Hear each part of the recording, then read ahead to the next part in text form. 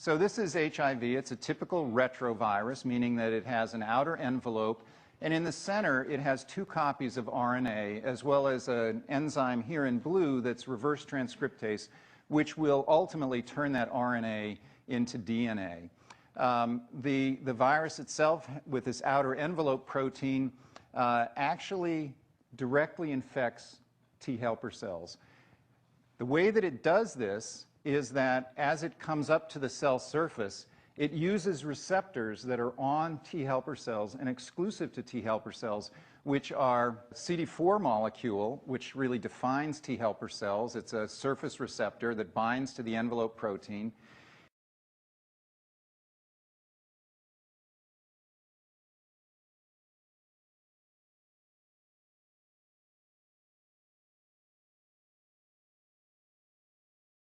What ultimately happens is fusion of those 2 membranes, and the viral genetic material is injected essentially into the cell, and the envelope protein is left at the cell surface.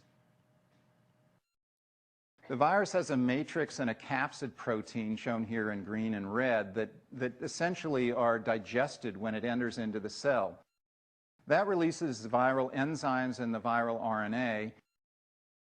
And here we have reverse transcriptase, which takes the viral RNA and, using host nucleotides, converts that viral RNA into a single strand of DNA.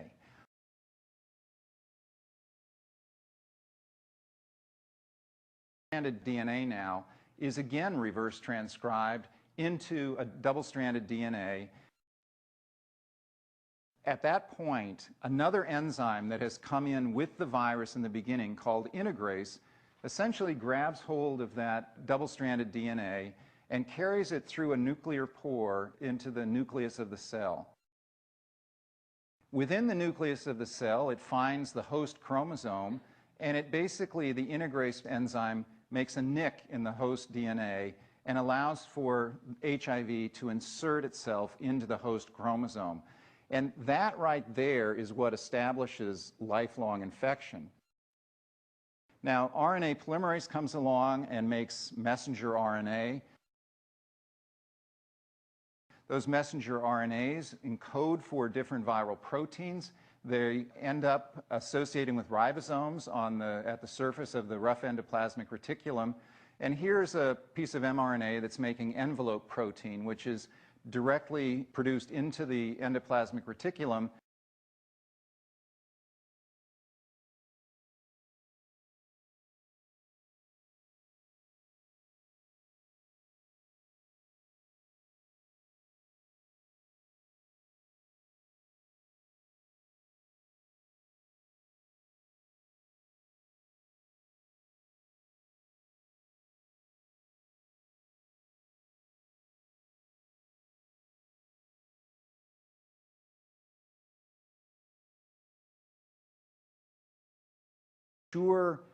Structures that make up the final virion, and now you have a mature infectious virion that can go on now to infect other cells. Once that happens, now the cell can produce tons of viruses, and this is really what then keeps the whole process going.